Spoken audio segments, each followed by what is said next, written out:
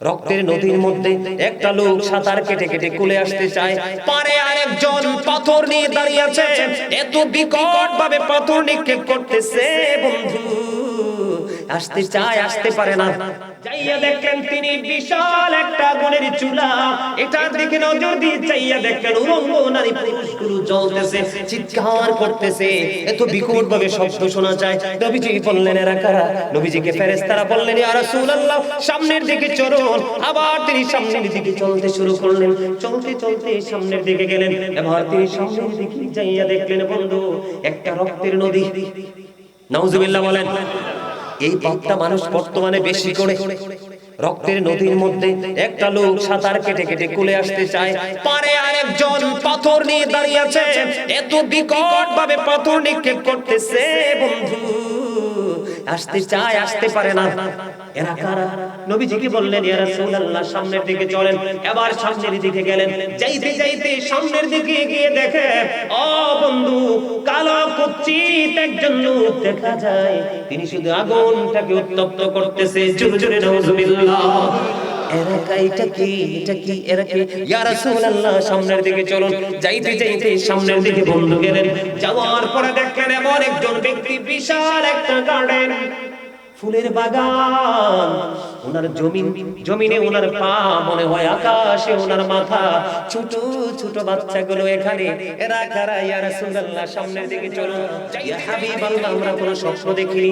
নবীজি বললেন আমি একটা দারুণ স্বপ্ন দেখেছি, তোমরা চাইলে বলবো ইয়া রাসূলুল্লাহ বলে দিন, এটা রেকর্ড করে রাখো, ভালো করে রেকর্ড করো। ইয়া রাসূলুল্লাহ আপনি বলে দিন। কই আমার কাছে গভীর রজনীতে দুইজন ফেরেশতা আসলো, এসে তারা বলল ইয়া রাসূলুল্লাহ চলেন আপনাকে নিয়ে ভ্রমণ করে আসি। নবীজিকে নিয়ে ভ্রমণ করতে বের হলো। বের হওয়ার পরে যাইতে সময় হঠাৎ করে প্রতিমধ্যে দেখতে পাইলেন একজন ব্যক্তিকে আরেকজন কঠিন ভাবে পাথর নিক্ষেপ করতেছে। পাথর নিক্ষেপ করার সাথে সাথে মাথাটা ভেঙে চৌচির হয়ে যাচ্ছে। ওই যিনি পাথর মারতেছেন তিনি পাথরগুলো কুড়িয়ে আনতেছেন। কুড়িয়ে আনতে গিয়ে দেরি হতো, উনি পাথরগুলো কুড়িয়ে আনার পরে চাইয়া দেখতেন তার মাথাটা আবার পুরো ইনটেক হয়ে আছে। আল্লাহু আকবার বলেন না? খেয়াল করবেন, গভীর মনোযোগ। এবার ওই ফেরেশতাদেরকে আমার নবী প্রশ্ন করলেন, ও ফেরেশতারা বলে না এই লোকটাকে কেনই বা তার মাথা ভেঙে দেওয়া হচ্ছে? আশ্চর্যভাবে আবার মাথাটা জোড়া লেগে যাচ্ছে, আবার ভেঙে দিচ্ছে, কন্টিনিউ চলতেছে। ফেরেশতারা বলতেছে সুবহানাল্লাহ ইয়া রাসূলুল্লাহ সামনের দিকে চলুন। উত্তর কিন্তু পরে দিবেন। এবার সামনের দিকে চলতে লাগলেন, আমার দিকে তাকান। দ্বিতীয় সেকেন্ড টাইম যায় দেখলেন একটা লোক এইভাবে গদির মধ্যে একটা চিত হয়ে শুয়ে আছে। আপনাদের অনেক গদিঘর আছে না? মানুষকে দেখেন না? এইভাবে চিত হয়ে একটা মানুষ বন্ধু শুয়ে আছে। শুয়ে যখন আছে তখন আরেকটা লোক লোহার আকড়া দিয়ে কি দিয়ে ধরেন, সোজা কথা কাঁটাযুক্ত চিরুনি, এটা দিয়ে বন্ধু আমার দিকে তাকান, এদিক থেকে টান দিচ্ছে বন্ধু, এই পর্যন্ত চামড়াটা ছুলে যাচ্ছে। এই দিক দিয়ে চলতেছে, ওই দিক দিয়ে জোড়া লাগতেছে, এই দিক দিয়ে চলতেছে, এই দিক দিয়ে জোড়া লাগতেছে, এইভাবে সিলতেছে আর জোড়া লাগতেছে। নবীজি প্রশ্ন করলেন এরা কারা? কেনই ভাই অবস্থা? ইয়া রাসূলুল্লাহ সামনের দিকে চলুন। এবার নবীজি সামনের দিকে হাঁটতে শুরু করলেন। হাঁটতে হাঁটতে সামনে গিয়ে দেখলেন আরেকটা দৃশ্য। যাইয়া দেখলেন তিনি বিশাল একটা আগুনের চুলা, এটার দিকে নজর দিয়ে চাইয়া দেখলেন উলঙ্গ নারী পুরুষগুলো জ্বলতেছে, চিৎকার করতেছে, এত বিকট ভাবে শব্দ শোনা যায়। নবীজি বললেন এরা কারা? নবীজিকে ফেরেশতারা বললেন ইয়া রাসূলুল্লাহ সামনের দিকে চলুন। আবার তিনি সামনের দিকে চলতে শুরু করলেন, চলতে চলতে সামনের দিকে গেলেন। এবার তিনি সামনের দিকে যাইয়া দেখলেন বন্ধু একটা রক্তের নদী। নাউজুবিল্লাহ বলেন। এই পাপটা মানুষ বর্তমানে বেশি করে। রক্তের নদীর মধ্যে একটা লোক সাঁতার কেটে কেটে কুলে আসতে চায়, পারে আরেকজন পাথর নিয়ে দাঁড়িয়ে আছে, এত বিকট ভাবে পাথর নিক্ষেপ করতেছে, বন্ধু আসতে চায় আসতে পারে না। এরা কারা? নবীজি কি বললেন ইয়া রাসূলুল্লাহ সামনের দিকে চলেন। এবার সামনের দিকে গেলেন, যাইতে যাইতে সামনের দিকে গিয়ে দেখে ও বন্ধু কালো কুৎসিত একজন লোক দেখা যায়, তিনি শুধু আগুনটাকে উত্তপ্ত করতেছে। জোরে জোরে নাউজুবিল্লাহ। এরা এটা কি এটা কি এরা কি? ইয়া রাসূলুল্লাহ সামনের দিকে চলুন। যাইতে যাইতে সামনের দিকে বন্ধু গেলেন, যাওয়ার পরে দেখলেন এমন একজন ব্যক্তি, বিশাল একটা গার্ডেন, ফুলের বাগান, ওনার জমিনে ওনার পা মনে হয় আকাশে, ওনার মাথা। ছোট ছোট বাচ্চাগুলো এখানে, এরা কারা ইয়া রাসূলুল্লাহ? সামনের দিকে চলুন। যাইতে যাইতে যাইতে যাইতে আবার এক শহরে গেলেন। ওই শহরের মধ্যে যাইয়া দেখলেন ইটগুলো স্বর্ণ রূপা দিয়ে বাঁধানো। সুবহানাল্লাহ বলেন না?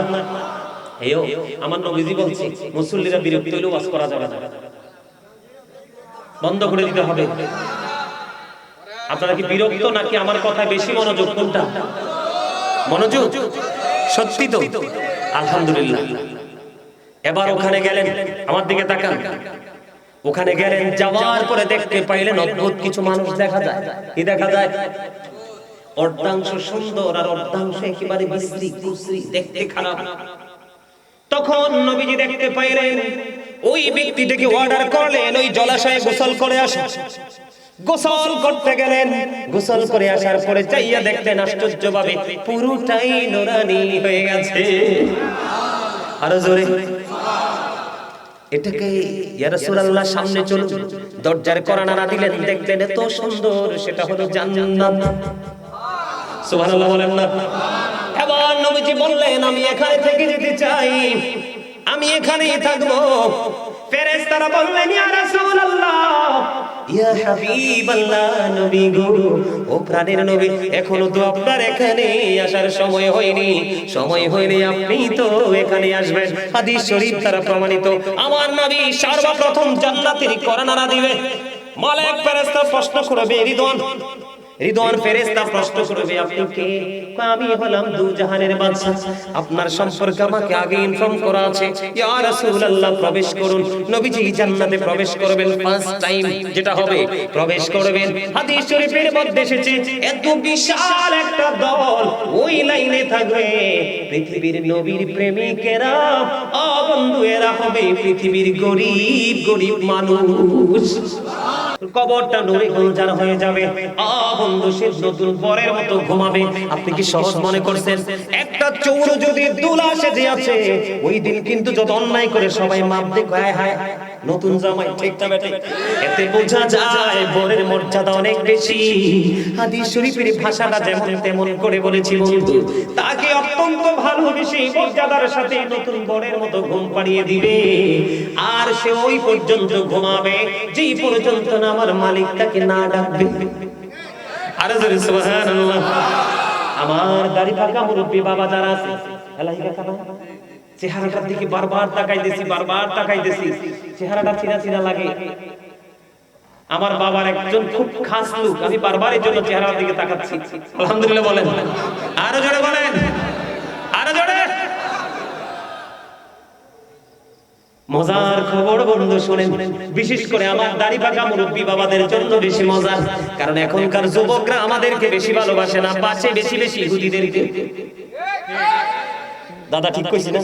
চুল কাটার স্টাইল ইহুদি স্টাইল, দাড়ি রাখার স্টাইল ইহুদি স্টাইল। বন্ধু ট্যাটু লাগাইলে তার আর পবিত্র হওয়ার সুযোগ নাই, পবিত্র হবে না। জিন্স প্যান্টটা পরে মনে রাখবা, একটু তোমাদেরকে বুঝাইয়া যাবো আজকে। মুহাম্মদ ইবনে নসর রাদিয়াল্লাহু তাআলা আনহুর বাবা, মানুষ মারা গেলে জানাজায় যাইতে পারলে তিনি খুশি হতেন। একদিন তিনি এক অদ্ভুত লাশ জানাজা করলেন, দাফন করলেন। পৃথিবীর সকল মানুষ এই চেয়ারে কাছে আসে, এই দাদা ভাই সামনে আসে। পৃথিবীর মানুষগুলো মন দিয়ে শুনেন দাদা ভাইয়েরা, প্রেম কত মজার জিনিস। পৃথিবীর সব মানুষ তাকে জানাজা দিয়ে চলে যাচ্ছে, কিন্তু মুহাম্মদ ইবনে নসর রাদিয়াল্লাহু তাআলা আনহুর বাবা ওই কবরটার পাশে দাঁড়িয়ে দাঁড়িয়ে দেখতেছেন। তিনি দেখতে পাইলেন, তিনি বললেন, বর্ণনাটা এমন ভাবে এসেছে, আমার জীবনে আমি কোনোদিন এমন দৃশ্য দেখিনি। জীবনে কত লাশ আমি দাফন করেছি। ঘটনাটা হলো সব মানুষ চলে গেল, আমি কবরটার পাশে দাঁড়ায় রইলাম। আমি প্র্যাকটিক্যালি দৃশ্যমান আমার কাছে হলো দুইজন জিন্দা মানুষ যেন এই ডেড বডিটাকে কবরে রাখলাম, রাখতে দেরি ঢুকতে দেরি করলো না। তিনি আশ্চর্য হয়ে গেলেন, কি ধরনের ব্যবহার, আমি তো জীবনে দেখিনি, গল্প কোনোদিন শুনিনি। আশ্চর্য হয়ে গেলেন। এবার কিছুক্ষণ পরে বন্ধু একজন চলে গেল, মুহাম্মদ ইবনে নসর রাদিয়াল্লাহু তাআলা আনহুর বাবা, তিনি দাঁড়িয়ে রইলেন। দাঁড়ায় থাকতে থাকতে কিছুক্ষণ পরে বন্ধু দেখলেন তিনি বের হচ্ছে না। এবার ওই ব্যক্তি কি করলেন, ওই নতুন কবরের পাশে দাঁড়িয়ে দাঁড়িয়ে তিনি 10 বার সূরা মুলক পড়লেন, 10 বার তিনি সূরা ইয়াসিন তেলাওয়াত করলেন। 10 বার তেলাওয়াত করে আল্লাহর দরবারে দোখানা হাত তিনি উঠিয়ে দিলেন। মনিব আমার সামনে রহস্যের এক দৃশ্য উদ্ঘাটন করতে চাই গো মাওলা, এটার কারণ কি একটু জানতে মনে চায়। বন্ধু উনার দোয়া শেষ হইতে দেরি, কবরটা ফাইটা দুইটা টুকরা হতে দেরি হয় না। জোরে জোরে বলুন আল্লাহু আকবার। কবরটা ফাইটা দুইটা টুকরা হয়ে গেল। দুইটা টুকরা যখন হলো, ওই ব্যক্তি বের হয়ে রওনা দিলেন। রওনা দিতে দেরি রে মুহাম্মদ ইবনে নসর রাদিয়াল্লাহু তাআলা ওর বাবা ডাক দিয়ে বললেন, আপনি দাঁড়ান, আপনি কে গো, আপনার পরিচয় জানতে চাই। এবার তিনি উত্তর দিলেন, আমরা দুইজন ফেরেশতা, একজন আগে চলে গেছে, আমি এখন পর্যন্ত কবরে অবস্থান করতেছি। কেন গো এই কবরের মধ্যে কেন অবস্থান করতেছেন? এবার তিনি উত্তর দিলেন, আমরা দুইজন এসেছি, আজকে আল্লাহর প্রিয় জন এই কবরে এসেছে। আল্লাহ রাব্বুল আলামিন আমাদেরকে পাঠিয়ে দিয়েছে, তোমরা তার আমার ওই প্রিয় বান্দার কবরে চলে যাও। কবরে যখন যাবে রে, কবরে চলে যাও। কবরে যাওয়ার পরে আমার ওই বান্দা যদি ফেরেশতাদের প্রশ্নের জবাব যদি দিতে না পারে, তাকে ওই প্রশ্নের উত্তরগুলো শিখায়া দিও। আমাদের ডিউটি শেষ, আমরা চলে যাই। বন্ধু আপনারা জানেন না, আজকে একটু সময় যদি জুম্মার দিনে লম্বা আলোচনা হয়ে বিরক্তি চলে আসে, হুজুর যদি একটু লম্বা কেরাত করে বিরক্তি চলে আসে, আজকে আমি আপনাদেরকে বলে যাই, জীবনে আজকের পর থেকে যদি ছোট্ট আমল করেন, ধীরস্থির ভাবে একাগ্রচিত্তে নমনীয়তার সাথে, নম্রতা ভদ্রতার সাথে যত বেশি আমলটা করবেন, আমলটা অল্প হোক, 2 রাকাতই পড়েন, 4 রাকাতই পড়েন, যত নমনীয় ভাবে, ধীরস্থির ভাবে, ধৈর্যশীল ভাবে পড়তে পারবেন, আপনি ততই আল্লাহর দিদার পর্যন্ত যেতে পারবেন। কমার্শিয়াল ডিজিটাল কোনো কিছুই আল্লাহর পছন্দ না। কারণ আমার নবী যখন নামাজে দাঁড়াতো, পা মোবারক ফুলে যেত বন্ধু, তারপরও নামাজ শেষ হইতো না। আমরা যদিও সেই রকম না পারি, কিন্তু ট্রাই তো করতে পারি। কথা বলেন না, চেষ্টা করতে পারি কি পারি না? এখন বন্ধু আমি আপনাদেরকে বলি, আল্লাহ রাব্বুল আলামিন বলে দিয়েছেন, ফি আইয়ি সূরাতিন মা শাআ রাক্কাবা। আল্লাহ ক্রিয়েটেড দ্য মাইন্ড। এই যে আমরা দেখতে, কেউ কালো, কেউ সুন্দর, কেউ মোটা, কেউ চিকন, কেউ ধনী, কেউ গরিব, কেউ লম্বা, কেউ খাটো, বন্ধু কেউ সম্মানী, কেউ অসম্মানী, পৃথিবীর মধ্যে বৈষম্য। কিন্তু আল্লাহর কোরআন সাক্ষী দেয়, সূরা ইনফিতর কোরআন শরীফের 20 পারা সূরা ইনফিতর সাক্ষী দেয়, আল্লাহ রাব্বুল আলামিন বলতেছে, আল্লাহ আমাদেরকে আল্লাহর মন মতো করে বানাইছে। বুকে একটা বার হাত দিয়ে বলেন, আপনি আমি কি আল্লাহর মন মতো চলতে পারিনি? কোন মত নিয়ে বন্ধু কবরে যাব? এই জন্য বলেছি, আল্লাহ বলেছে, ইন্নামা তুশরাব্বিকা লাশাদীদ, ধরবে খুব শক্তভাবে, ইন্নাল্লাহা সারিউল হিসাব, হিসাব নিবি খুব শক্তভাবে। বাঁচতে পারবো না, বলতে পারবো না, পালাতেও পারবো না। এই জন্য আমাদের ঈমান আমল দুটোই বন্ধু টেকসই করে নিতে হবে। আমি মুমিনের কবর থেকে বের হয়ে গেলাম, বন্ধু এবার যাব আমি মুনাফিকের কাছে। যাবেন নি মুনাফিকের কাছে? কথা বলেন, মুনাফিক আমাদের মধ্যে আছে না নাই? আপনার সাথেও জি, আমার সাথেও জি, দাদার সাথেও জি, ঠিক না নাই? এখানে ওরংচা, এখানে ওরংচা, এখানে ওরংচা, এখানে ওরংচা, আছে না নাই?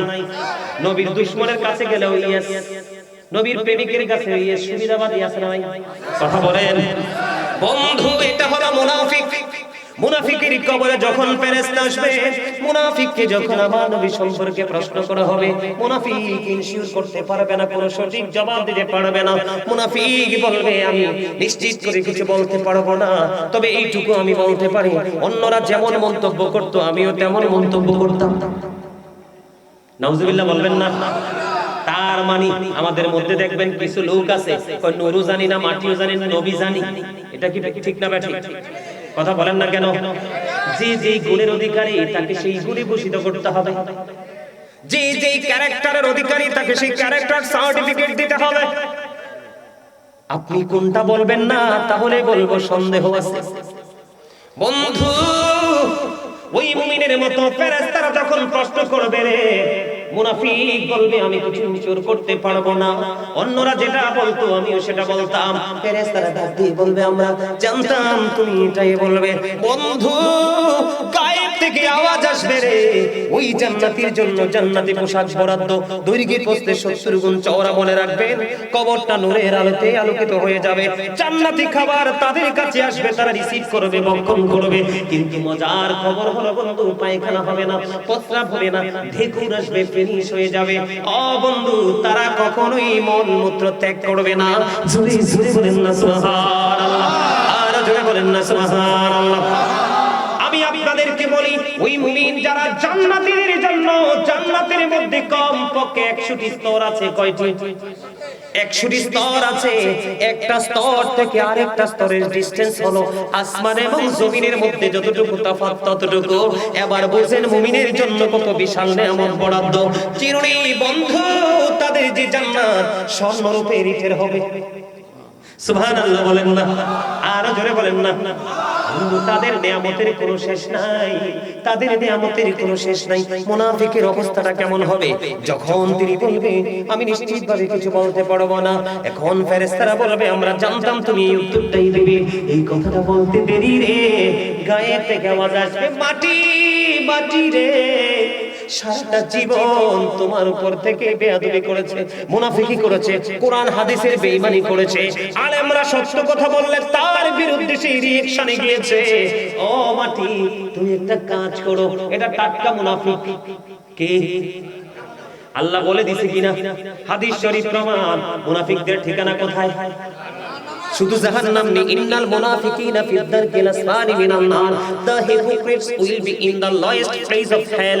মুনাফিকদের ঠিকানা জাহান্নামের একেবারে সর্বনিম্ন স্তরে, নিকৃষ্ট জায়গায়। মাটিকে আবার আল্লাহ একটা দাগ দিয়ে বলবে মাটি মাটি রে, তাকে সুন্দর করে তুমি একটু চাপ দাও। মাটিটা চতুর্পাশ থেকে বন্ধু চাপ দিতে থাকবে। চাপটা দিতে দেরি রে, পাঁজরের হাড় একটার ভিতর আরেকটা ঢুকে যাবে। বুঝছেননি? এক্সাম্পল পুরো পাঁজর তো এখন ভাঙতে পারবো না, পারবো? আল্লাহ কিন্তু আমাদেরকে ভাঙার জন্য বানায় নাই, আমাদেরকে চিরস্থায়ী ভাবে টেকসই রাখার জন্য বানিয়েছে। কি লাভ হবে আমি অন্যজনকে দোষে? এটা আমি লিখছি, একটা প্রবাদ বলবো বলবো। কি লাভ হবে আমি অন্যজনকে দোষে, সব পেয়েছি আমি আমার আপন কর্ম দোষে। ঠিক কিনা বলেন? আরো জোরে বলেন। মনে রাখবেন, যখন তোমার কেউ ছিল না তখন ছিলাম আমি, এখন তোমার সব হয়েছে পর হয়েছি আমি। যখন তোমার কেউ রবে না হবো শুধু আমি, আমার কাছে আসতে হবে মনে রেখো তুমি। তোরা চাসনি কিছু, তোরা চাসনি কিছু কারোর কাছে খোদার মদদ ছাড়া, অন্যের উপর ভরসা ছেড়ে নিজের পায়ে দাঁড়া। আমার কথাগুলো এই জন্য আপনাদেরকে আগেই বলেছি ফার্স্ট টাইমে, যে আমার কথা অ্যাটেনটিভলি শুনতে হবে, তাহলেই ব্রেইনে ঢুকবে। মনোযোগ যদি একটু সময়ের জন্য অন্যদিকে নেন, কালকে সকালে যদি সত্যিকারের নবী প্রেমিক হন, মিস করবেন। হায় হায় রে, এই কথাটা তো ভুলে গেলাম। আরে হুজুর যে কি বলছিল, কার কাছে যাব? লজ্জার বিষয়। ও বলবে তুমিও তো ছিলে, তোমার মাথায় নাই কেন? ঠিক না? কথা বলেন। সচেতন মানুষের কাজ এগুলো। এবার মাটি আমার, আমি একটা এক্সাম্পল দেই হাতটা দিয়ে, আপনি বলেন, আপনারাও দেখান। হাত তুলেন। এক্সারসাইজ। এই যে বন্ধু, একটা আঙ্গুলের ভিতর যদি আরেকটা আঙ্গুল জীবিত অবস্থায় ঢুকে যায় কেমন লাগবে? সহ্য করতে পারবো? হাত নামান। সহ্য করতে পারবো না। ঠিক তেমনি ভাবে একটা হাড়ের ভিতর আরেকটা হাড় ঢুকে যাবে রে। ওই মুমিনকে যেমনি আল্লাহ ঘুম পাড়িয়ে দিয়েছে দুলার মতো, মুনাফিককে তেমনি ভাবে ওই সাজাটা বরাদ্দ করে দিবে রে। ওই বন্ধু কিয়ামত পর্যন্ত ওই সাজাটা বহাল থাকবে। আফসোস করবে, কান্নাকাটি করবে, তার কান্না কেউ শুনবে না। যদি মদিনার নবীর সাথে প্রেমের ডোরি লাগাইতো, আমার নবী ব্যারিস্টার হয়ে জেরার জন্য দাঁড়াইতো। ঠিক কিনা বলেন? আরো জোরে বলেন। ঠিক না বলেন? আরো জোরে। আমি একটা গজল গাইতাম। ও কি চমৎকার আল্লাহর বাজারে রাসূল জামিনদার, ও কি চমৎকার আল্লাহর বাজারে রাসূল জামিনদার। সেই বাজারের বেচা কিনা,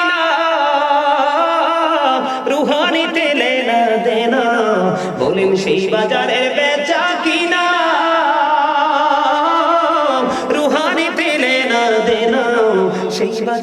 বেচা কিনাই রাসূল আমার খরিদ্দার, আল্লাহর বাজারে রাসূল জামিনদার। ওমা, রাসূল যে আপনার আমার সুপারিশ করব, শাফায়াত করব, বিশ্বাস করেন না? আরে ভাই কই যাইবেন? আল্লাহ কোরআনে বলেছে, ওয়া মিনাল লাইলি ফাতাহাজ্জাত বিহি নাফিলাতান লাকা আসা আইয়াবআথাকা রাব্বুকা মাকামান মাহমুদা। আসেনি আল্লাহ রাব্বুল আলামিন আল্লাহর হাবিবের জন্য অতিরিক্ত তাহাজ্জুদ নামাজকে খাস করেছেন, ঠিক কিনা বলেন? আল্লাহ রাব্বুল আলামিন খুব চিরে আল্লাহর হাবিবকে মাকামে মাহমুদ, তার অর্থাৎ প্রশংসার স্থানে সমাসীন করবেন, যেখানে দাঁড়িয়ে দাঁড়িয়ে আমাদের সুপারিশ করবে। ঈসা নবীর কাছে যাবে মানুষ হাসরের ময়দানে, বলবে না আমি এটার উপযুক্ত নয়।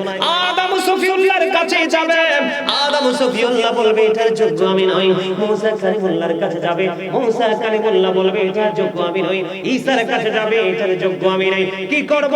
ওই মদিনার কামলেওয়ালার কাছে যাও। তুমি নামাজে গেলে মদিনার কামলেওয়ালাকে পাইবা, কালেমায় গেলে মদিনার কামলেওয়ালাকে পাইবা, ইকামতে গেলে মদিনার কামলেওয়ালাকে পাইবা, রমজান মাসে গেলে মদিনার কামলেওয়ালাকে পাইবা, জুম্মার দিনে গেলে মদিনার কামলেওয়ালাকে পাইবা, ঈদের দিনে গেলে মদিনার কামলেওয়ালাকে পাইবা। যেখানে যাবা তুমি মদিনার কামলেওয়ালাকে পাইবা। ওই কবরে গেলে বিসমিল্লাহি ওয়া আলা মিল্লাতি রাসূলিল্লাহ, ও বন্ধু, আল্লাহর হাবিবের হাতে তোমাকে সুপুর্দ করে দেওয়া হয়।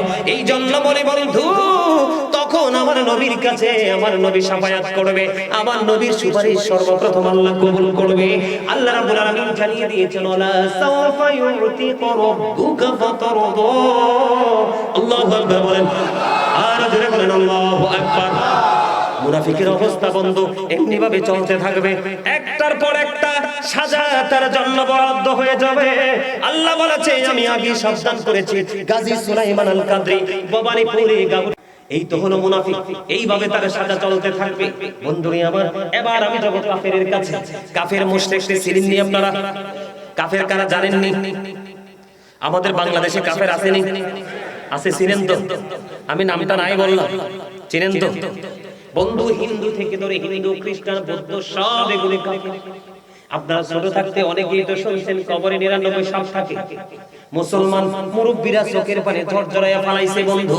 কোন ইমানদারের কবরে বন্ধু সাপ থাকবে না, সাপগুলো থাকবে হাদিস শরীফের মধ্যে এসেছে, সাপগুলো থাকবে বেঈমান কাফেরের কবরে। নাউজুবিল্লাহ বলেন না?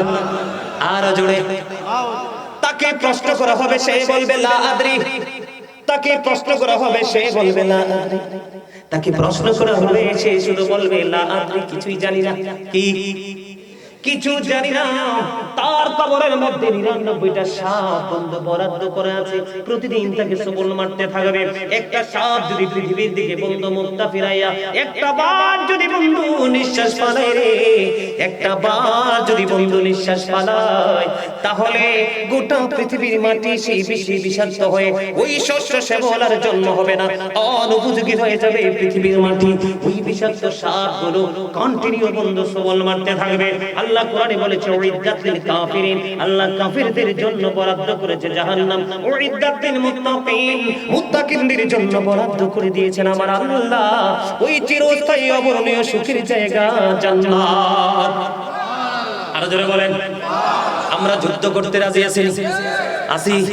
এখনকার যুদ্ধ কিন্তু লাঠি নিয়ে করতে হয় না, তলোয়ার নিয়ে করতে হয় না, এখনকার যুদ্ধ হবে শুধু বিবেক দিয়ে। কথা বলেন না কেন? আল্লাহর পথে শহীদ হতে চাননি?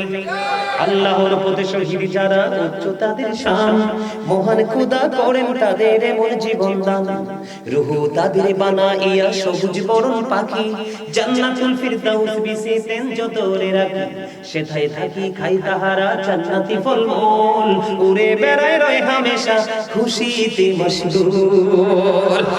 আরে জোরে জোরে বলেন সুবহানাল্লাহ। ভালো লাগছে? তাহলে এবার কি হবে? এবার আমি একবারে সমষ্টিগতভাবে, আমাদের মধ্যে পাপী মানুষ আছে না নাই? একটু ওয়াজ করতাম নি দাদা ভাই? এবার কিন্তু আমি একবারে কোট করে করে বলবো। আমি সংক্ষিপ্তভাবে কিন্তু মুনাফিক, ঈমানদার, কাফেরের পরিচয় দিলাম। তবে কাফেররা, এই যুবক ভাইয়েরা আমার দিকে তাকাও।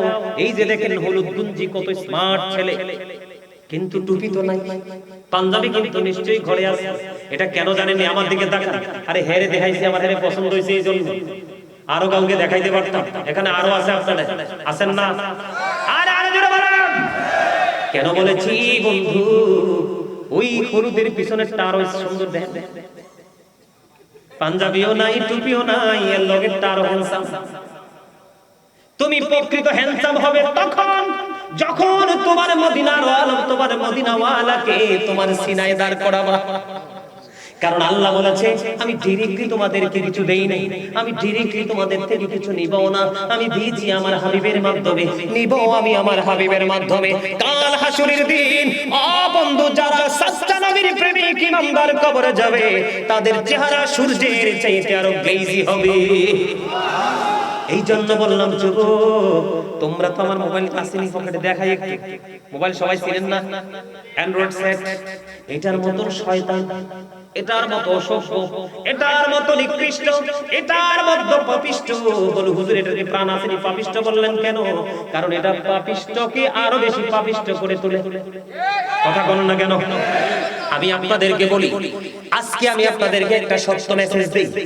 আমরা বন্ধু কতটা নিকৃষ্ট হয়েছি। আল্লাহ কোরআনে বলেছে ইন্নাল কাফিরিনা কানু লাকুম আদুওয়াম মুবিনা।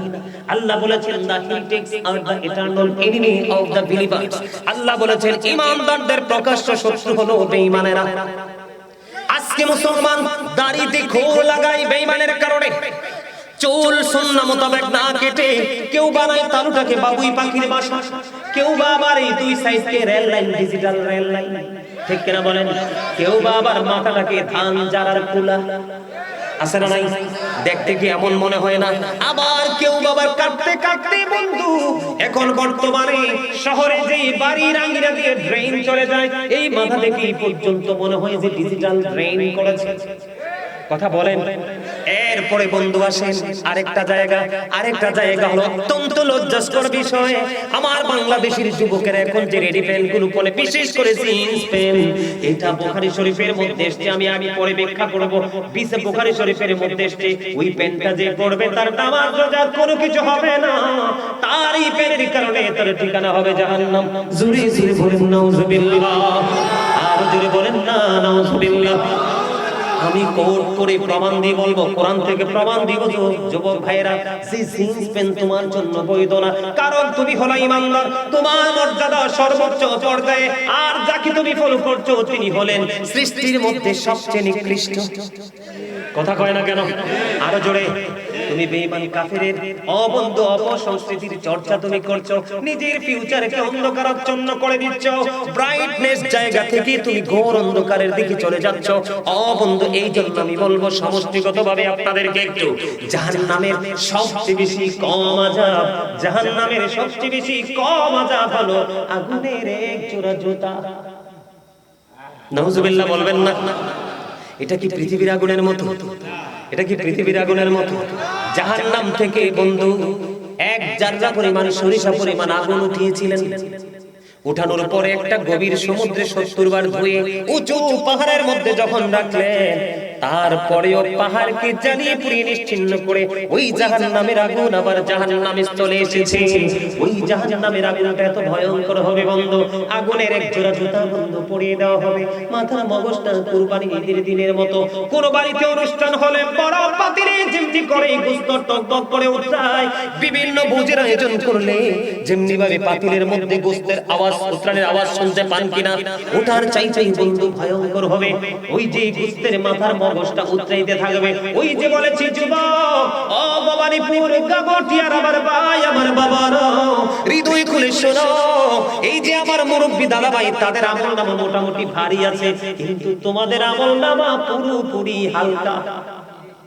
কারণ এই মুরব্বিদের অন্তর আল্লাহ নবীর প্রেমে ভরা, আর বর্তমান যুবক যুবতীদের অন্তর বন্ধু 100% মরা। একমত হতে পারলেন না? আল্লাহ রাসূল তো আবার বলছে আল হাক্কু মুররুন, হক কথা নাকি তিতা। এই কারণে তারা সবাই জিজা ভালো করে কয় না, কাকা তো ভয়ঙ্কর পরিস্থিতি হবে। আপনি কি করবেন সেদিন? একমাত্র মদিনাওয়ালা ছাড়া কোনো উপায় নাই, ঠিক কিনা বলেন? মদিনাওয়ালা ছাড়া উপায় নাই। যেটা আমি বলতে চেয়েছিলাম, আমার দিকে একটু খেয়াল করেন বন্ধু। আগুনটাকে 3000 বছর আমার আল্লাহ তাপ দিয়েছেন, কয় হাজার? 3000 বছর তাপ দিলেন, 1000 বছর তাপ দিলেন, আগুনের রং হয়ে গেল বন্ধু সাদা। কি আল্লাহ রাব্বুল আলামিন আরো 1000 বছর আগুনকে তাপ দিলেন, আরো 1000 বছর তাপ দিয়ে বললেন, দেখছেন নি চাচা বলে দিছে লাল। আরো 1000 বছর উত্তপ্ত করলেন, আগুনের রং হয়ে গেল বন্ধু কালো। ওই কালো আগুন আপনার আমার জন্য অধীর আগ্রহে বসে আছে। ইন্না জাহান্নামা কানাত মিরসাদ, জাহান্নাম ওত পেতে আছে, ঠিক না ঠিক? আরো জোরে বলেন না কেন? ওত পেতে আছে আপনাকে আমাকে গ্রাস করার জন্য। এই পৃথিবীর বুকে পানির তৃষ্ণা লাগলে আমরা পাগল হয়ে যাই না? যারা জাহান্নামী, যারা পাপী, যারা নিকৃষ্ট, যারা বন্ধু ইসলামের আইনকে অমান্য করেছে, আল্লাহ বলেছেন ইন্না দ্বীনা ইনদাল্লাহিল ইসলাম। Islam is not only a religion but also complete code of life. পরিপূর্ণ পূর্ণাঙ্গ জীবন ব্যবস্থা ইসলামে। আর সেই ইসলামের নির্দেশনা আপনার আমার প্রাণের নবী, আমেরিকার গবেষক, আমার দিকে তাকান, আমেরিকার গবেষক মাইকেল এইচ হার্ট তিনি বক্তব্য দিয়েছেন, the 100 a ranking of the most influential person in the history। 100 জন প্রভাবশালীর তালিকা করে এখানে তিনি only 1% আপনার আমার নবীকে ইনফ্লুয়েন্সাল দ্বারা সবচেয়ে প্রভাবশালী বলেছেন। এই যে একজন টুপিওয়ালা দেখা যায় বাগদাদি হুজুরের কাছে মুরিদ হইছেন, শাহপুর, আপনি টুপি মগবাজার, ও তাইলে ঠিক আছে, মনে হয় যে বাগদাদি হুজুরের মুরিদ ডক্টর আহমদ পেয়ারা বাগদাদি পীর সাহেব কেবলা। তিনি সিরিন্নি নাম শুনছেননি? জবরদস্ত আল্লাহর ওলি ছিলেন।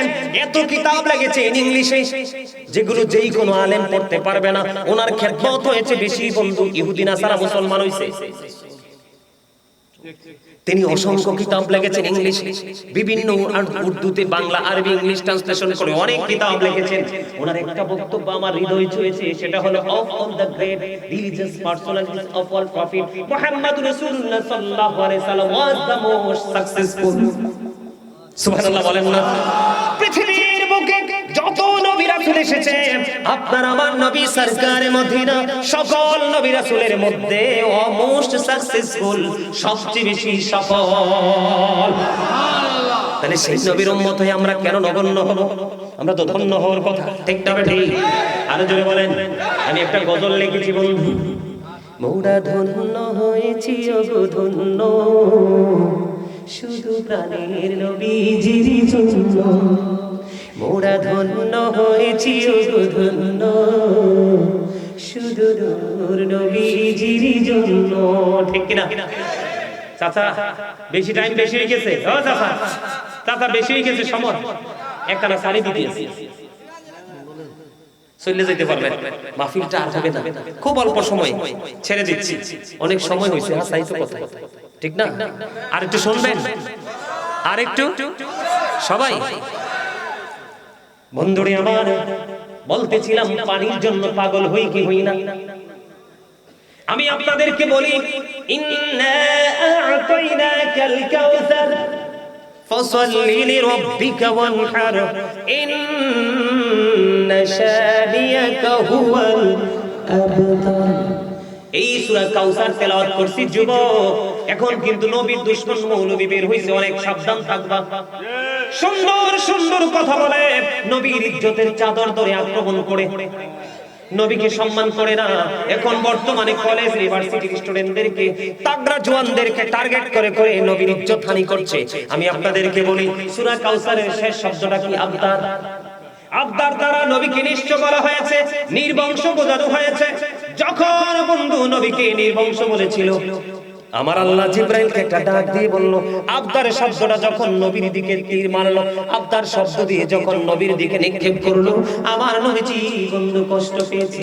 আমার নবীজি কষ্ট পাইতে দেরি, আল্লাহ রাব্বুল আলামিন জিবরাইলকে ডেকে ডেকে বললেন, ও জিবরিল, সূরা কাউসার নিয়ে যাও না আমার হাবিবের কাছে। সূরা কাউসারের ব্যাকগ্রাউন্ড মানে শানে নজুল দেখলাম বন্ধু।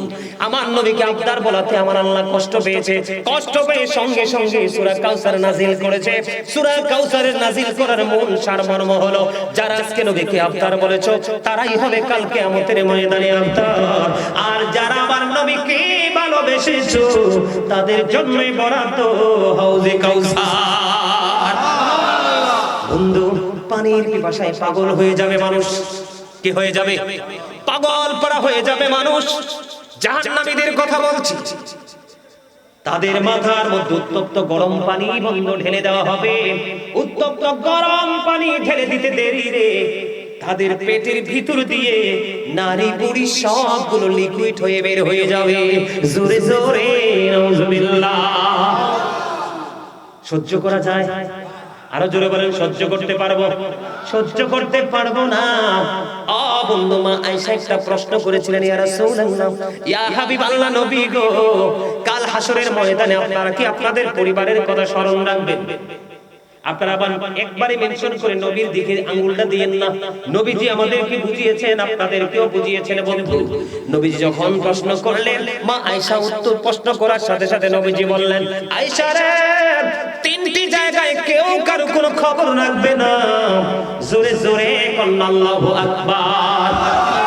একটা হলো মিজানের পাল্লার কিনারায়, মিজানের কিনারায় কেউ কারো চিন্তা করবে না। বন্ধু, কেউ কোনো চিন্তা করবে না মিজানের কিনারায়, কারণ নেকির পাল্লা বাড়ি হবে না, পদের পাল্লা বাড়ি হবে। সেই টেনশনে সে পাগল পাড়া হয়ে যাবে। এই জায়গায় কেউ কারো কথা স্মরণ রাখবে না। কিন্তু নবীর বিষয়টা পুরো আলাদা, ঠিক কিনা বলেন? নবীজি তো শাফায়াত করবে, সুপারিশ করবে। আর একটা ভয়ঙ্কর জায়গা হলো, বন্ধু, ওই জায়গাটায় কেউ কারো কথা মনে রাখবে না। আর একটা ভয়ঙ্কর জায়গা হলো আমল নামাটা প্রদান করার সময়। কোন সময়? আমল নামাটা কি ডান দিকে আসবে না, বাম দিকে আসবে না, কি পিছন দিয়ে আসবে? জোরে জোরে কন্না আল্লাহু আকবার। আর জোরে কন্না আল্লাহু আকবার। অত্যন্ত ভয়ঙ্কর, অত্যন্ত বিপজ্জনক। এই জায়গায় কেউ কারো কথা বন্ধু মনে রাখবে না। জোরে জোরে কন্না আল্লাহু আকবার। আর জোরে বলেন আল্লাহু আকবার। আমাদের সমাজের মধ্যে অন্যায় অপরাধ আছে না নাই? পাপ আছে না নাই? এখন পাপের মধ্যে সবচেয়ে বড় পাপ কোনটা? নামাজ ছেড়ে দেওয়া। কোরআন তেলাওয়াত তো নাই, কথা কয় না। আপনারা আমার সাথে কথা বললে ওয়াজটা তাড়াতাড়ি গোছাই দিয়ে পারবো। আসেনি কোন? হযরত সামর ইবনে জুনদুব রাদিয়াল্লাহু তাআলা আনহু থেকে হাদিস কানা বর্ণিত। আমার নবীজি প্রায় সময় সাহাবীদেরকে প্রশ্ন করতেন, তোমরা আজকে কেউ কোনো স্বপ্ন দেখেছো কিনা? একদিন সাহাবীদেরকে প্রশ্ন করলেন, তোমরা কেউ স্বপ্ন দেখেছো কিনা? ইয়া রাসূলুল্লাহ, ইয়া হাবিবাল্লাহ, আমরা কোনো স্বপ্ন দেখিনি। নবীজি বললেন, আমি একটা দারুণ স্বপ্ন দেখেছি। তোমরা চাইলে বলবো, ইয়া রাসূলুল্লাহ বলে দিন, এটা রেকর্ড করে রাখো, ভালো করে রেকর্ড করো। ইয়া রাসূলুল্লাহ, আপনি বলে দিন। কই, আমার কাছে গভীর রজনীতে দুইজন ফেরেশতা আসলো, এসে তারা বলল, ইয়া রাসূলুল্লাহ চলেন আপনাকে নিয়ে ভ্রমণ করে আসি। নবীজিকে নিয়ে ভ্রমণ করতে বের হলো। বের হওয়ার পরে যাইতে সময় হঠাৎ করে প্রতিমধ্যে দেখতে পাইলেন একজন ব্যক্তিকে আরেকজন কঠিন ভাবে পাথর নিক্ষেপ করতেছে। পাথর নিক্ষেপ করার সাথে সাথে মাথাটা ভেঙে চৌচির হয়ে যাচ্ছে। ওই যিনি পাথর মারতেছেন তিনি পাথরগুলো কুড়িয়ে আনতেছেন। কুড়িয়ে আনতে গিয়ে দেরি হতো। উনি পাথরগুলো কুড়িয়ে আনার পরে চাইয়া দেখতেন তার মাথাটা আবার পুরো ইনটেক হয়ে আছে।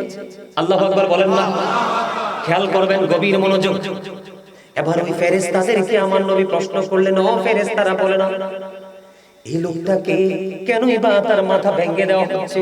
আশ্চর্যভাবে আবার মাথাটা জোড়া লেগে যাচ্ছে, আবার ভেঙে দিচ্ছে, কন্টিনিউ চলতেছে। ফেরেশতারা বলতেছে, সুবহানাল্লাহ, ইয়া রাসূলুল্লাহ সামনের দিকে চলুন। উত্তর কিন্তু পরে দিবেন। এবার সামনের দিকে চলতে লাগলেন। আমার দিকে তাকান। দ্বিতীয় সেকেন্ড টাইম যায় দেখলেন একটা লোক এইভাবে গদির মধ্যে একটা চিত হয়ে শুয়ে আছে। আপনাদের অনেক গদিঘর আছে না? মানুষকে দেখেন না? এইভাবে চিত হয়ে একটা মানুষ বন্ধু শুয়ে আছে। শুয়ে যখন আছে তখন আরেকটা লোক লোহার আকড়া দিয়ে কি দিয়ে ধরেন, সোজা কথা কাঁটাযুক্ত চিরুনি, এটা দিয়ে বন্ধু আমার দিকে তাকান, এদিক থেকে টান দিচ্ছে বন্ধু, এই পর্যন্ত চামড়াটা ছুলে যাচ্ছে। এই দিক দিয়ে চলতেছে, ওই দিক দিয়ে জোড়া লাগতেছে, এই দিক দিয়ে চলতেছে, এই দিক দিয়ে জোড়া লাগতেছে, এইভাবে সিলতেছে আর জোড়া লাগতেছে। নবীজি প্রশ্ন করলেন, এরা কারা? কেনই ভাই অবস্থা? ইয়া রাসূলুল্লাহ সামনের দিকে চলুন।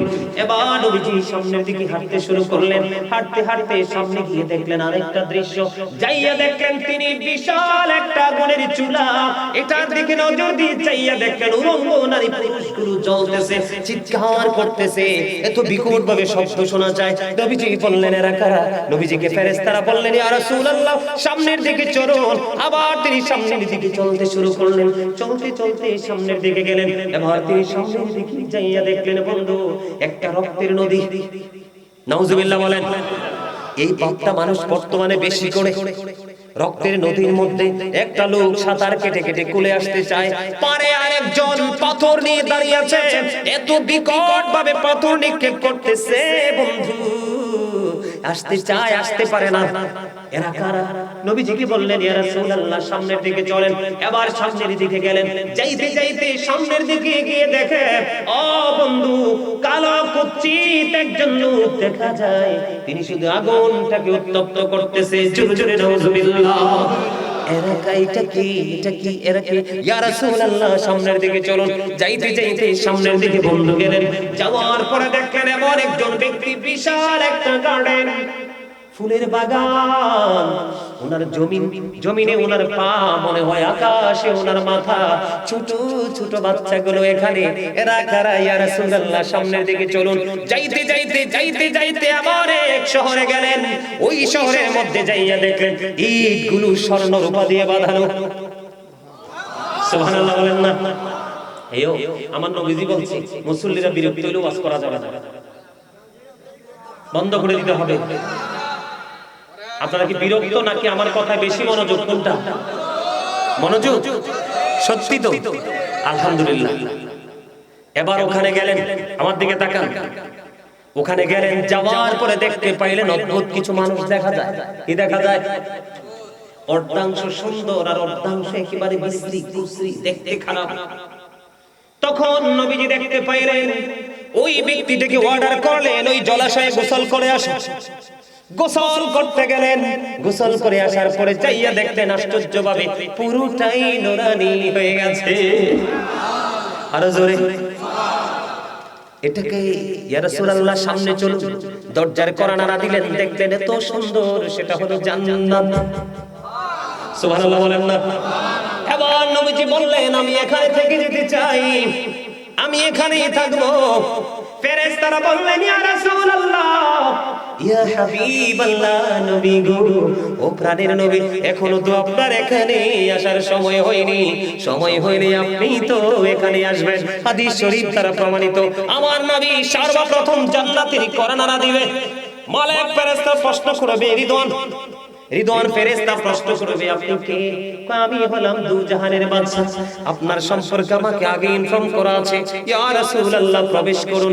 নবীজি জান্নাতে প্রবেশ করবেন, ফার্স্ট টাইম যেটা হবে প্রবেশ করবেন। হাদিস শরীফের মধ্যে এসেছে এত বিশাল একটা দল ওই লাইনে থাকবে, পৃথিবীর নবীর প্রেমিকেরা। ও বন্ধু, এরা হবে পৃথিবীর গরিব গরিব মানুষ। আর জোরে বলেন না সুবহানাল্লাহ। এই জন্য আমি প্রায় সময় বলি the rich are not always happy, ধনীরা সব সময় সুখী নয়। the poor are born to suffer, গরিবরা জন্মগ্রহণ করেছে দুঃখ ভোগের জন্য। ঠিক কি না বলেন? গরিবরা জান্নাতে বসবাসের বয়স 100 বছর হয়ে যাবে, আর বড় লোকেরা হিসাবের মধ্যে থাকবে। আল্লাহু আকবার বলেন না? এবার নবী গো এখানে থাকা যাবে না, চলে যেতে হবে। নবীজি বললেন চলে যাব, ভালো কথা, প্রস্থান করব, ভালো কথা। সত্যি মজা লাগে, মজা লাগে শুনতে, মনটা চায়নি?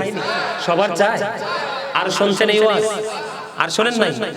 আরো থাকলে আরো মজা পাবেন, হয়তো দুই একজনে শুনছেন আমার ওয়াজ। আচ্ছা ঠিক আছে। বন্ধুরে আমার, কত মজা দেখেন। আবার পাপী যারা, তাদের জন্য বড় সাজা।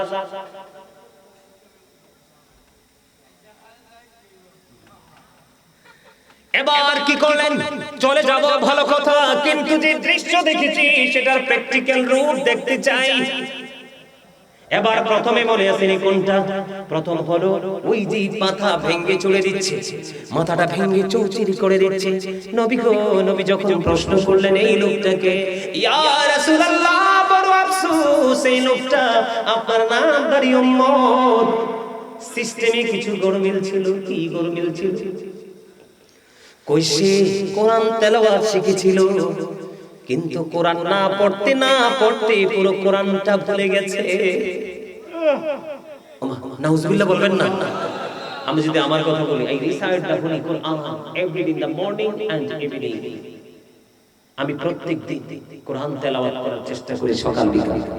এত ব্যস্ততার মাঝে গত কয়দিন আগে কাউকে করতে দিন, ওই আমার পিচ্ছি আমাকে বলে হুজুর আপনার তো প্রেশার নিচ্ছেন কেন, আমাকে বলে দেন আমিও আপনাকে শেয়ার করে দিই। আমি কই না, তুমি শেয়ার করলে তো সব আমি পাবো না। সুবহানাল্লাহ বলবেন না? এই আজকে মনে কয়েকদিন হবে, অল্প কয়েকদিন কোরআন খতম একটা শেষ করেছি। এটা বলছি কেন, নিজের আমলের কথা আপনাদের কাছে বলতে হবে, আপনারা যেন এটা দেখে শিখে উৎসাহিত হতে পারেন। নবীজি বলেছেন ওই লোকটার যে সাজাটা কন্টিনিউ বহাল থাকবে, ওই লোকটা সে কোরআন তেলাওয়াত শিখেছে, শেখার পরে সে না পড়তে ভুলে গেছে। তার আর একটা খারাপ দিক ছিল, নামাজ তো তোমার উপর ফরজ। ওই ব্যক্তিটা রাতের বেলা ফরজ নামাজ আদায় না করে ঘুমিয়ে যেত।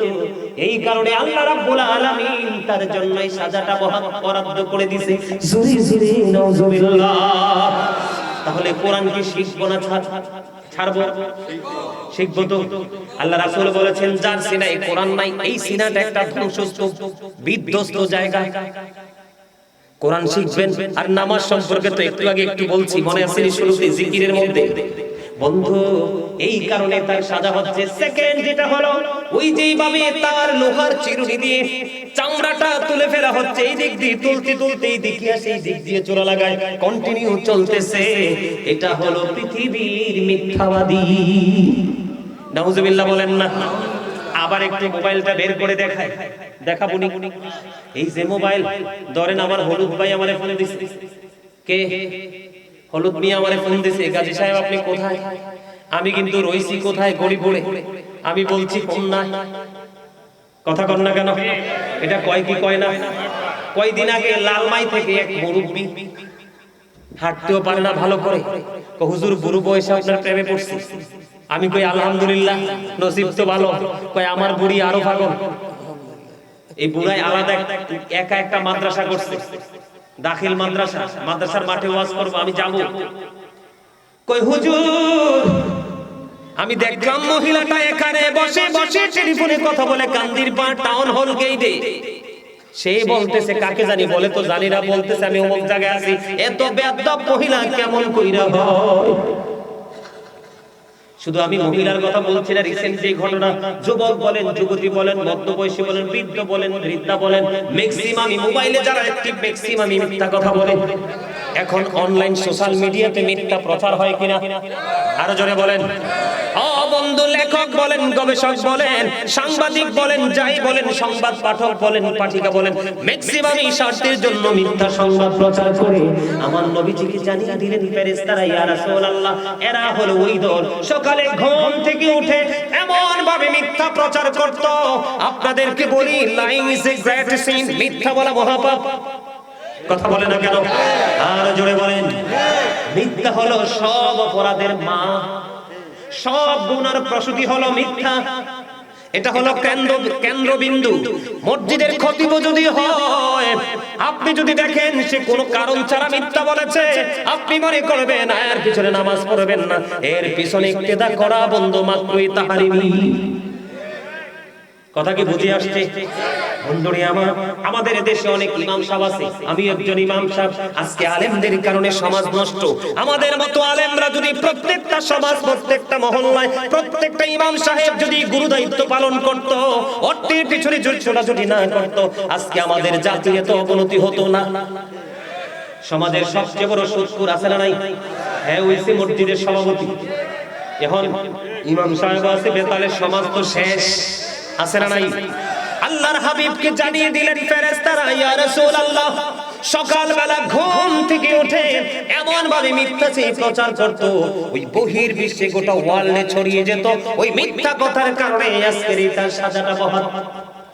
জোরে কন্যা নাউজুবিল্লাহ, আর জোরে বলেন নাউজুবিল্লাহ। বন্ধুরা, তৃতীয় নাম্বার হলো আগুনের চুলা। কি? আগুনের চুলার মধ্যে উলঙ্গ নারী পুরুষ, এরা হলো এখন কিন্তু বাংলাদেশের যুবক যুবতীরা ইহুদিদের রং লাগছে গায়ে। দেখবেন বন্ধু, যুবকদের বিয়ার বয়স পার হয়ে যায়, বিয়ে করে না। একটি ঘর পড়েও মেয়েদের বিয়ের বয়স চলে যায়, বাবা মা সক্ষম, কিন্তু মেয়ের ইচ্ছার উপর ছেড়ে দিয়েছে, বিয়ে দেয় না। আছে না নাই? যৌবন হলো একটা সমুদ্রের উত্তাল ঢেউয়ের মতো, বন্ধু লজ্জার কোনো বিষয় নয়, যৌবনের জোয়ার যখন আসে শয়তান তখন তাকে বেশি কাজে লাগানোর চেষ্টা করে। যেখানে বেগানা একটা পুরুষ থাকে, যেখানে বেগানা একটা নারী থাকে, থার্ড পারসন থাকে শয়তান। এখন শয়তান আপনার বন্ধু না শত্রু? Satan is the eternal enemy of the believers. Inna shaytana lakum aduwwun fattakhizuhu aduwwa. জোরে জোরে কন্না নাউজুবিল্লাহ। বন্ধু কিন্তু যারা পাক্কা ঈমানদার নবীর প্রেমিক তাদের জন্য আল্লাহ একটা দারুণ মেসেজ দিয়েছে, ইন্না কাইদা শাইতানি কানা দাঈফা। আল্লাহ বলেছেন শয়তান ডিসিপশন ইজ ভেরি উইক। মুমিনের জন্য শয়তানের ধোঁকা একেবারে দুর্বল। সবাইকে গায়েল করতে পারলেও মুমিনকে গায়েল করতে পারে না। এটা আমার কথা না তো ভাই, কার কথা? আল্লাহর কথা। এবার আসেন, এই যে উলঙ্গ নারী পুরুষ এরা হলো দুনিয়ায় ব্যভিচার করেছে, তারা জিনা করেছে, তারা মজা পেয়েছে। মনে রাখবেন, যেই মেয়ে সময় মতো বিয়ে হয় না, যেই ছেলে সময় মতো বিয়ে করে না, হয়তো জোর যৌবন কাল সে কাটিয়ে যেতে পারবে, যখন 40-এ পা রাখবে, বার্ধক্য যখন তাকে চারপাশে আক্রমণ করবে, তখন বুঝবে সে একটা জীবনের সন্তানের কত বেশি প্রয়োজন। কথা বল না কেন? সময় মতো সন্তানকে বিয়ে দিয়ে দিবেন, পাপ কাজ থেকে বেঁচে যাবে, সমাজ পাপ থেকে মুক্ত থাকবে, আসমানের নিচে জমির উপর পবিত্র থাকবে। বন্ধু এখানে আরেকটা খারাপ দিক হলো, শুধু যে জিনাকারী ব্যভিচারী যুবক যুবতী জাহান্নামে যাবে এমনটিও নয়, ওই ব্যভিচারীদের সাথে এই ব্যভিচারীর সাথে থাকবে এক ধরনের স্বামী। আমাদের দেশে আমাদের সমাজে এমন কিছু স্বামী আছে, অর্থ থাকার পরেও, পাওয়ার থাকার পরেও বন্ধু বিবিকে মোহরানা দেয় না। যে স্বামী ইচ্ছে করে বিবিকে মোহরানা দিয়ে যায় না, তাকে কাল হাসরের দিন ব্যভিচারীদের অন্তর্ভুক্ত করা হবে। আওয়াজ করে বলেন নাউজুবিল্লাহ। ব্যভিচার যারা অবৈধভাবে মেলামেশা করে তাদেরকে আগুনের চুলায় নবীকে দেখিয়ে দিলেন। তারপরে হলো বন্ধু রক্তের নদী। কি রক্তের নদী? এই রক্তের নদীর মধ্যে কে রে আছে? ইয়া রাসূলুল্লাহ, এই রক্তের নদীর মধ্যে যাদেরকে আপনি দেখতে পেয়েছেন এরা হলো পৃথিবীর শত্রু। আর জোরে কন্না নাউজুবিল্লাহ। এই হাদিসটা আমি এখানে রাখলাম, এই হাদিসটা রেখে আমি মেরাজে একটু যাব। নবীজি যখন মেরাজে গেলেন, ভাইয়েরা একটু নজর দিয়ে তাকান। নবীজি যখন মেরাজে গেলেন, মেরাজে যাওয়ার পরে জাহান্নামের দিকে নজর দিলেন, চাইয়া দেখলেন এক একটা মানুষের পেট এক একটা ঘোড়ের মতো বড় বড়। ইয়া রাসূলুল্লাহ, নবীজি প্রশ্ন করলেন, ভাই জিবরাইল এরা কারা গো? জিবরাইল বললেন, ইয়া রাসূলুল্লাহ এরা হলো দুনিয়ার শত্রু। নবীজি বলবেন, তাৎক্ষণিকভাবে বলে দিলেন, আমি নবী দেখতে পাইলাম তার পেটের মধ্যে সাপ আর বিচ্ছু ছাড়া আর কিছুই না। নবীজি মেরাজে গিয়ে দেখে আসছে। সামর ইবনে জুনদুব রাদিয়াল্লাহু তাআলা আনহু থেকে হাদিস বর্ণিত, নবীজি বললেন, আমি দেখতে পেয়েছি রক্তের নদীর মধ্যে সাঁতার কেটে কেটে আসতে চাই কিন্তু আসতে পারে না। ও বন্ধু, আমি গবেষণা করলাম, অ্যানালাইসিস করলাম, কেন গো নদীটা রক্তের হলো, রক্ত বর্ণের কেন হলো? আমি আমার থিংকিং থেকে বলতেছি বন্ধু, অনেস্টলি বলতে চাই, আপনারা একটু বিবেচনা করবেন। যেই ব্যক্তি সুদ খায়, সুদের মাধ্যমে আসলে তো টাকা আনে না, আসলে গরিব লোকের, অসহায় লোকের রক্তটা চষে নিয়ে আসে। বুঝেন না বন্ধুরে আমার? আমি আপনাকে বলি, টাকাটা যদি হারাম হয়, খাবারটাও হারাম। খাবার যদি হারাম, দোকান ব্লাডও হারাম। ব্লাড যদি হারাম হয়, কিয়ামত পর্যন্ত সেজদা দিতে পারবেন, লাভ হবে না। আমার নবী বলেছেন, আমার দিকে তাকান, एग्जांपल শতকুরের एग्जांपल দৃষ্টান্ত। নবীজি বলেছেন, তুমি 10 টাকা দিয়ে একটা জামা কিনেছো, 9 টাকা তোমার কি? 9 টাকা তোমার হালাল। কি? 9 টাকা তোমার হালাল, 1 টাকা মাত্র হারাম, সুদের হোক, ঘুষের হোক, জোর জবরদস্তির হোক, যেইটারই হোক। আপনাদের এলাকায় জোর করে জায়গা দখল করে আসেনি? ও বন্ধু, ওই তোরা হলো জালিম। আল্লাহর কোরআনের ভাষায় এদেরকে বলা হয় ওয়াল্লাহু লা ইউহিব্বুজ জালিমিন। এরা হলো জালিম, আল্লাহ জালিমদেরকে ভালোবাসে না, জালিমদেরকে পছন্দ করে না। আমার আল্লাহ বলেছেন, আমার দিকে তাকান, কেউ যদি জোর করে অবৈধভাবে কারো 1 বিঘা পরিমাণ জায়গা দখল করে, আমার আল্লাহ হাবিব, আমার নবী জানিয়ে দিয়েছেন, ওই জালেম দাদা ভাই, ওই জালেমদেরকে নবীজি বলেছেন, প্রস্তুত হয়ে ফিউচারে যাও, প্রস্তুত হয়ে কবরে যাও, তোমার গলার মধ্যে 7টা পৃথিবী ঝুলাই দেওয়া হবে। আমি আপনাদেরকে বলি, পানির বোতলটা নামাইছিলাম, উড়াইতাম না একটু? এই যে পানির বোতল, আরে আমার তৃষ্ণা নাই, আমার মধ্যে কোনো ক্লান্তি দেখে পেটে খিদে দেহে কিছু দেহে আমি তো পাগল কা মদিনাওয়ালার আরে না আগে আল্লাহ লেগে পাগল হইতাম না আল্লাহ ফিটা দিলে দিব আর কি আল্লাহ বলে হাবিব আমি কোরআন থেকে বলি বন্ধু আমি শব্দটা ইউজ করেছি আমার মালিকের সাথে আবেগ প্রেমের কারণে কারণ আমার আল্লাহ কইছে ডাইরেক্ট আমার দায়িত্ব না লাভ হইতো না কি হবে না লাভ হবে না আমার জন্য পাগল হইবা পড়ে আগে আমার মদিনার নবীর জন্য পাগল হও পৃথিবীতে তুমি যদি আজকে যদি হোমনা থেকে ভবানীপুর থেকে ঘাগুটিয়া থেকে যদি তুমি কুমিল্লা যাও হোমনা বাস কাউন্টারে যেতে হবে লাগবে না আমার আল্লাহ কয় বান্দারে একটু সূক্ষ্মভাবে চিন্তা করো আমি আল্লাহর কাছে যদি আসতে চাও তাহলে আমি আল্লাহর কাছে আসার স্টেশন হলো মদিনা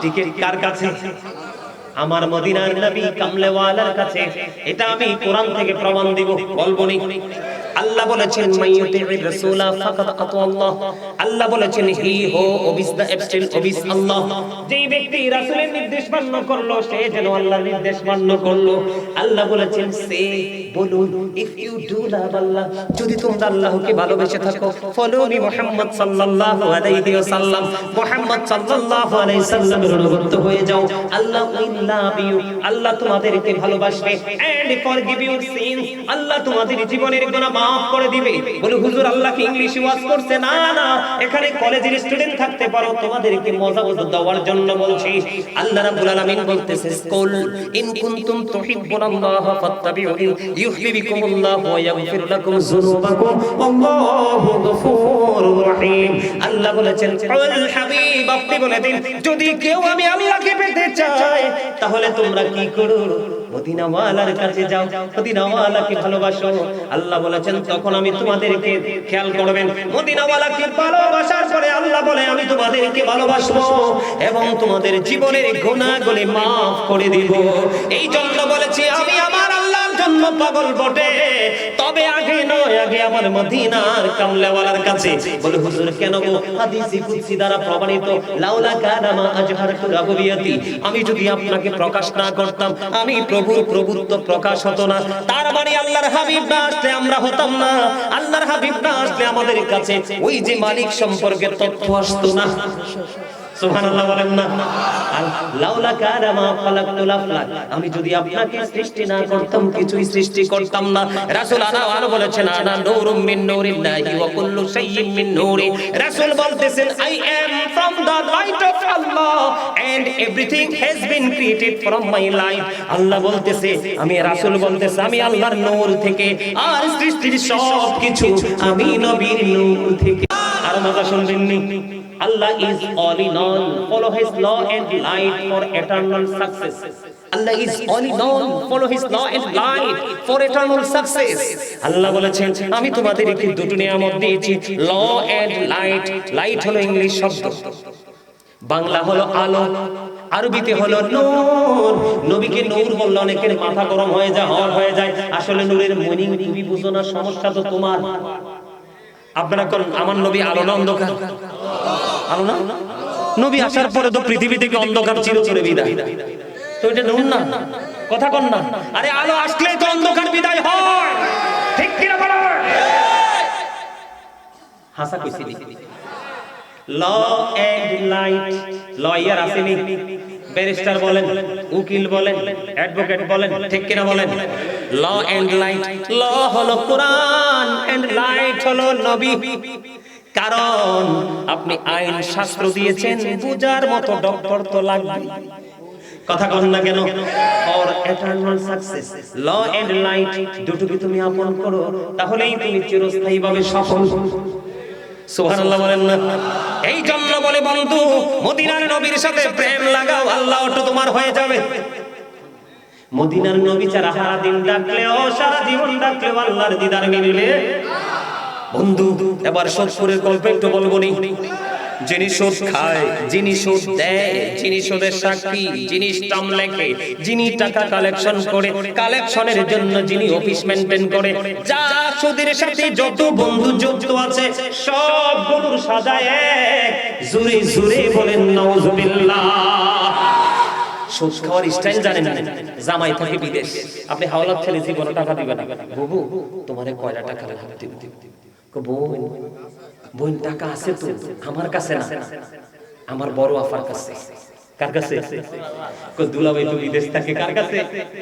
বড় আফার কাছে। আইনা দিদার মানে তবে ইসলামে একটা সাইন দিতে দুই চারজন লোক লাগবে, শয়তান কত দেখে, ঠিক না? ঠিক আছে না নাই? আর চা দোকানদার হলো মিনি সংসদ। হাসানি চা দোকানদার কি মিনি সংসদ, ওখানে যাইতে মজা পায়, এটা শেষ শেষ। আমার জীবনে আমি কোনোদিন এই চায়ের কাপড়ে দুই ঠোঁটে লাগাই নাই। আমিন কইতে না? আমার জীবন আমি দোকানে যাই নাই। লা তুকবালু সালাতুন বিগাইরি তুহুর ওয়ালা সাদাকাতুন মিন গুলুল, পবিত্রতা ছাড়া ইবাদত কবুল হয় না, হালাল টাকা ছাড়া দানও কবুল হয় না। কোন টাকা বেশি তো দেবার পাররা, কথা কয় না, লাভ হইতো না। যতই মসজিদ বানায় ইমাম সাহেব এক ডজন ফলো, লাভ হবে না, কারণ তার গলায় গলত, কথা কয় না কেন? এবার বন্ধু কি হলো? আমার নবী বলতেছেন সুদখোর, আর লম্বা করব না, লম্বা আলোচনা আছে, সুদ নিয়ে আলোচনা বিস্তারিত করা আছে, খুঁজে নেবেন অনলাইন থেকে যদি ভালো লাগে।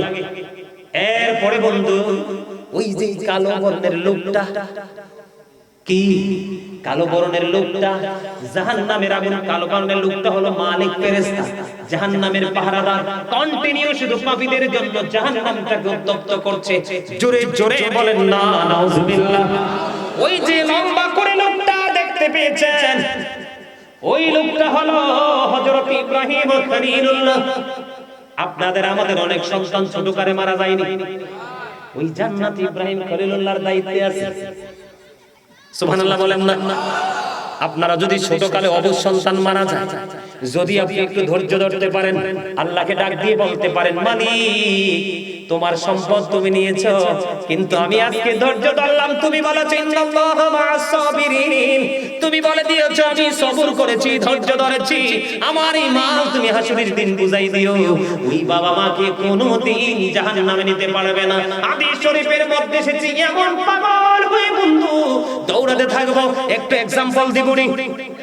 হযরত মালিক বিন দিনার রাদিয়াল্লাহু তাআলা আনহু এক সময় মদ পান করতে, খেয়াল করবেন কি করত? মদ পান করতো বন্ধু, নেশা করতো, নষ্ট ছিল। ওনার বন্ধু একদিন তিনি গভীর ঘুমে তিনি স্বপ্ন দেখলেন, বিষাক্ত একটা সাপ ওনাকে দৌড়াচ্ছে।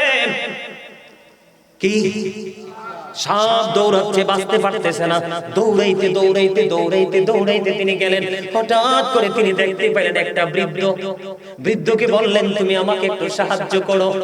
এখন বৃদ্ধের তুলনায় সাপ এত বেশি শক্তিশালী, বৃদ্ধ কি বন্ধু, বৃদ্ধ তাকে সাহায্য করতে পারলো না।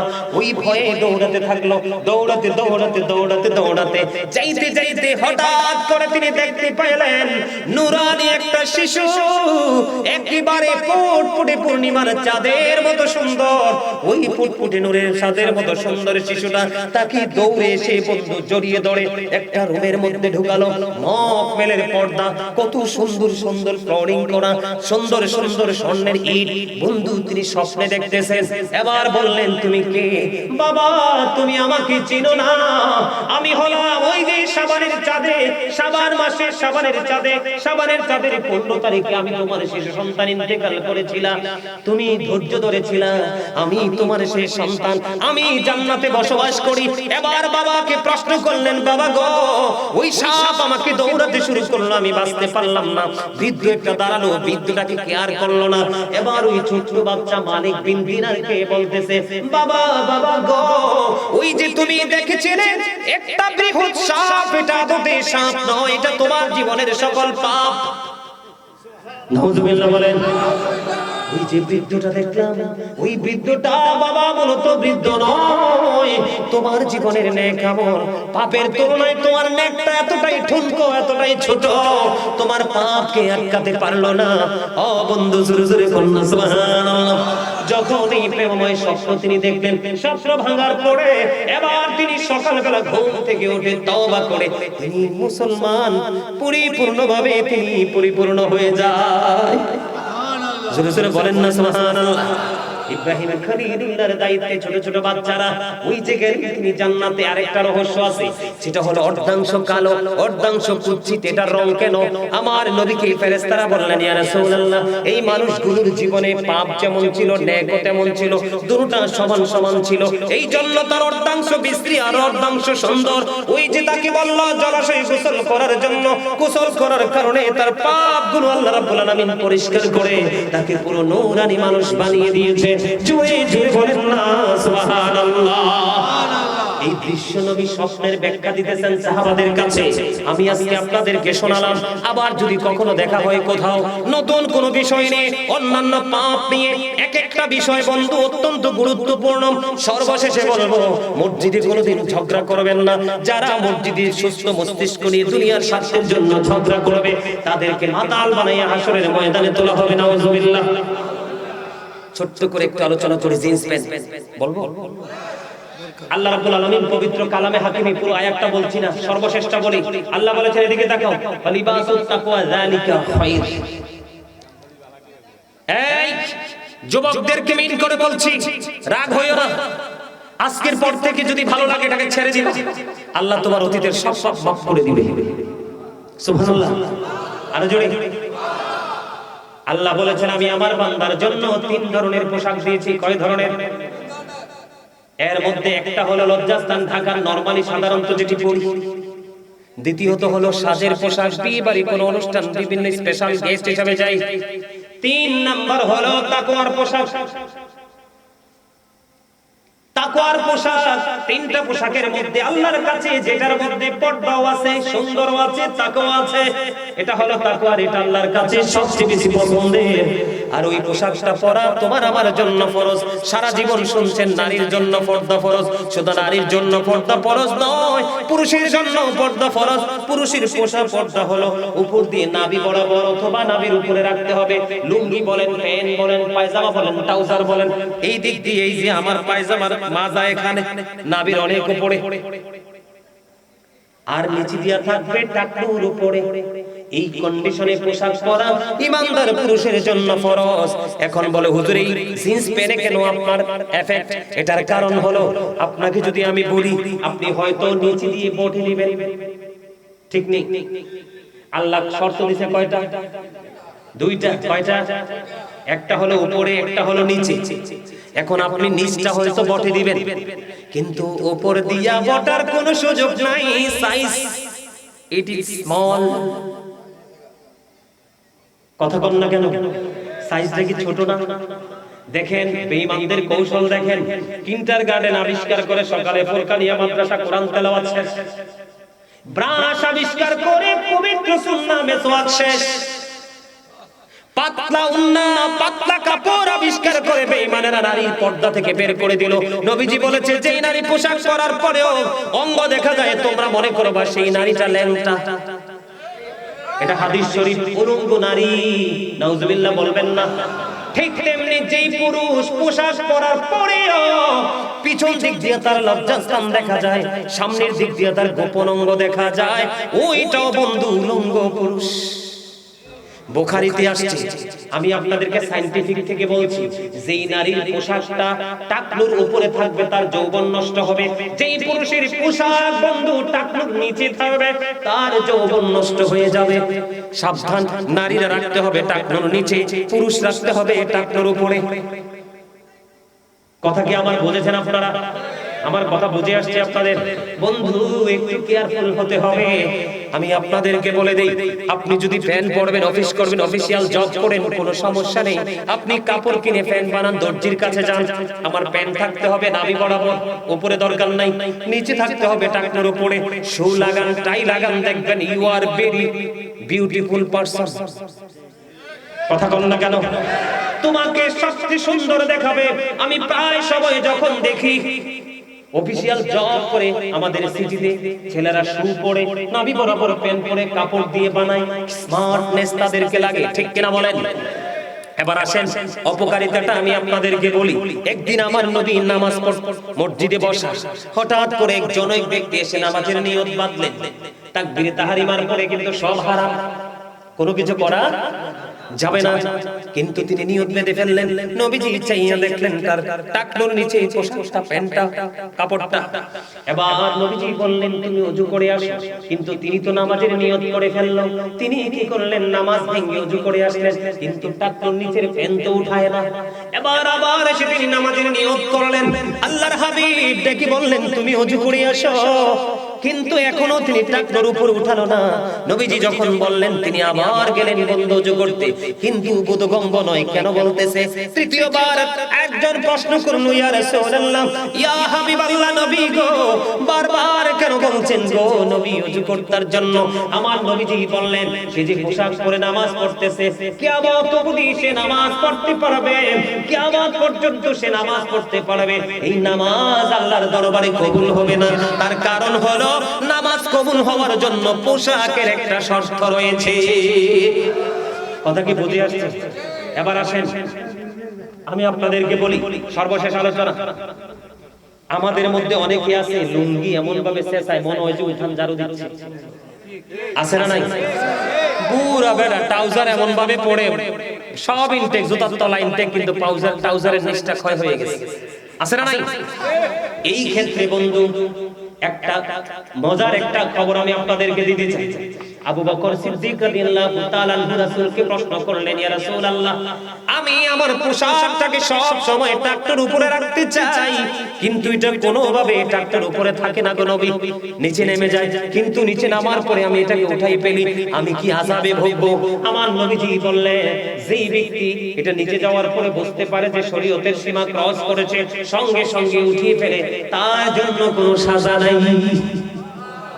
এই মর্মে আল্লাহ রাব্বুল আলামিন কোরআনে বলেছেন, আল্লাযীনা আমানু, যারা ঈমান এনেছে, ওয়া কানু ইয়াত্তাকুন, এবং তাকওয়া অবলম্বন করেছে, লাহুমুল বুশরা, তাদের জন্য সুসংবাদ, ফিল হায়াতিদ দুনিয়া, দুনিয়ার জীবনে, ওয়া ফিল আখিরা, এবং পরকালের জীবনে। সুবহানাল্লাহ। অনেক সময় হয়ে গেছে, আর ওয়াজ নয়, সম্মানিত উপস্থিতি, অনেক আলোচনা করেছি। যদি আপনাদের ভালো লেগে থাকে আমল করার চেষ্টা করবেন, আর যদি আমার কথায় বিন্দু পরিমাণ কষ্টকে পেয়ে থাকেন আল্লাহর রাস্তায় আমাকে ক্ষমা করে দিবেন। বিশেষ করে আলোচনাগুলো অনলাইন থেকে কালেক্ট করে নেবেন, এই কথাগুলোর উপর ভিত্তি করে আমল করার চেষ্টা করবেন। আল্লাহ যেন আমাদের সবাইকে ঈমান ইসলামী জিন্দেগি যেন দান করে, সকলে বলুন আমিন। এই বলে আমি আমার সংক্ষিপ্ত আলোচনা শেষ করেছি। ওয়া আখিরু দাওয়ানা আলহামদুলিল্লাহি রাব্বিল আলামিন। আমার আল্লাহ আল্লাহ আল্লাহ ইল্লাহু, আপন নূর দিয়া আল্লাহ করিয়া সৃজন, আরশে পড়ে কুরসির তরে রাখিলেন গোপন নবীজি। আল্লাহ আল্লাহ আল্লাহ লা ইলাহা ইল্লাহু, মনটাই আমার চাই যে শুধু যেতে মদিনা, মনটাই আমার চাই যে শুধু যেতে মদিনায়, অবুঝ মনের বুঝাই যত সে তো বোঝে না নবীজি। আল্লাহ আল্লাহ লা ইলাহা ইল্লাহু, সশরীরে জিন্দা নবীজি সোনার